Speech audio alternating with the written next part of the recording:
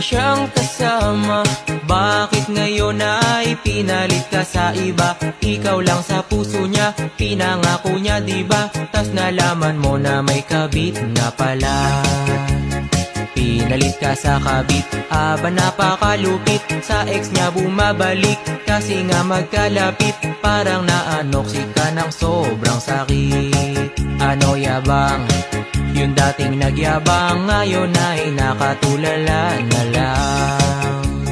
Luha mo'y di na mapigil, pinagpalit ka at di man lang pinaglaban. Nadama mo ang sakit, lagi ka nang tahimik. Puso mo humahapdi, unan na lang ang kaya kapag malamig.